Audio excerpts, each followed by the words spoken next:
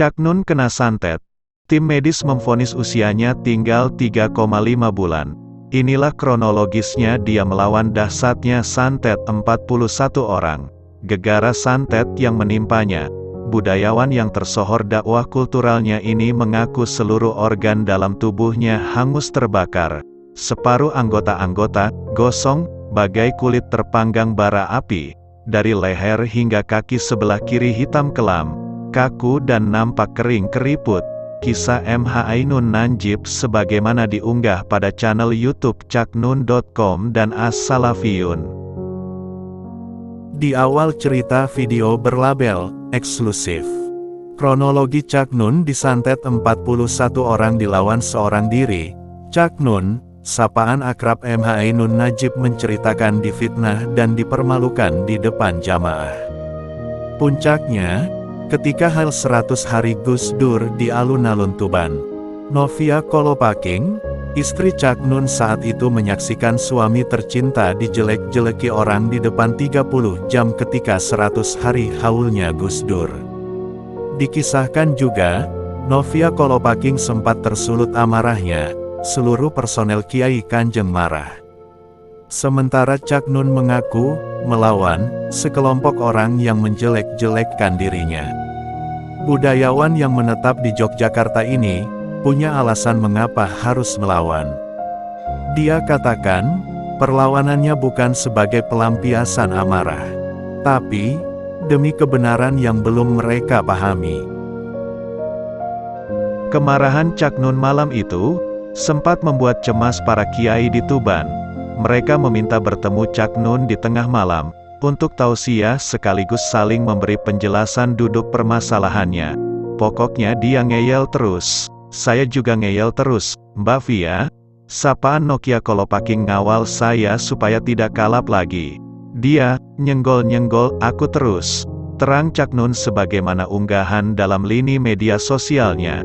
Novia Kolopaking tidak kuat melihat perdebatan suaminya dengan orang tersebut. Masih menurut Cak Nun, Novia akhirnya angkat suara. Dia berbicara kepda orang yang berdebat seru dengan suaminya. Beberapa bulan setelah peristiwa di alun-alun Tuban, MH Ainun Najib mengaku merasakan ada suatu keanehan, baik dalamnya, demikian juga kehidupan kesehariannya. Saya itu dibunuh ceritanya, disantet 41 orang dibiayai 400 juta rupiah. Peristiwanya sekitar tahun-tahun 2002 sampai tahun 2003 lalu aku disantet beramai-ramai, kata Cak Nun melanjutkan ceritanya. Dia jelaskan juga, ada dua kelompok yang mengirim santet pada dirinya. Kelompok pertama Cak Nun lawan di stadion. Semua orang yang berada di stadion, tambahnya berhasil Cak Nun usir.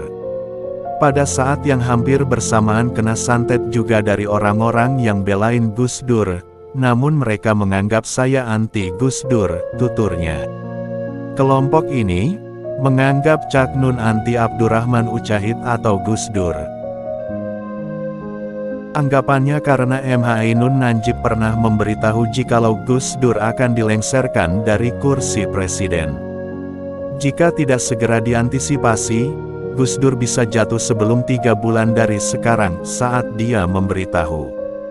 Sangat dia sayangkan dan sesalkan, pemberitahuan sekaligus peringatan Cak Nun tadi justru menyulut kemarahan mereka. Akibatnya, dia mengaku terkena santet hingga nyaris tewas. Gara-gara santet, Cak Nun sakit-sakitan. Tangannya gemetar, berat badannya turun drastis dari 70 kg ke 48 kg. Dia ceritakan, ketika buang air besar mengeluarkan feses berwarna hitam pekat seperti aspal. Setelah dibawa ke laboratorium, hasil pemeriksaan medis dan klinis feses tersebut mengandung uranium dan besi. Saya bab keluarnya seperti aspal.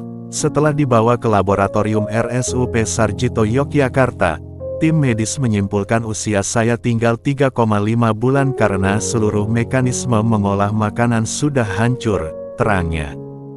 Dijelaskan lagi, seluruh organ dalam tubuhnya tidak tersisa lagi sudah menjadi abu.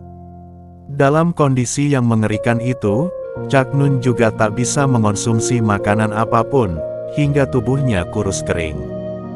Badan saya hanya makan lemak-lemak saya sendiri, tidak ada asupan makanan yang bisa diolah. Perut saya itu isinya uranium. Pokoknya logam-logam berat dan panas, kata Cak Nun. Disebutkan, saat itu berat badannya yang semula sebelum sakit 70 kg tinggal 48 kg. Secara fisik terlihat juga, separuh badannya dari leher hingga kaki hitam pekat. Menyadari penyakit yang diduga karena santet kian menggerogoti nyawanya, Cak Nun dan istrinya pun bergegas mengambil langkah antisipasi sekaligus penyembuhannya. Antisipasi dan upaya penyembuhannya non-medis. Saya ngaji dan memohon kepada Allah beberapa jam dalam suatu malam. Alhamdulillah, pagi harinya saya sehat walafiat lagi, terang dia. Tak aneh proses kesembuhan yang sangat cepat dan sulit dinalar ini, memunculkan pertanyaan para pihak. Termasuk juga para pakar medis Fakultas Kedokteran UGM maupun tim medis RSUP Dr. Sarjito. Kok bisa sembuh secepat itu? Jikalau diberitahu proses penyembuhan cepatnya kalian bingung dan tidak percaya,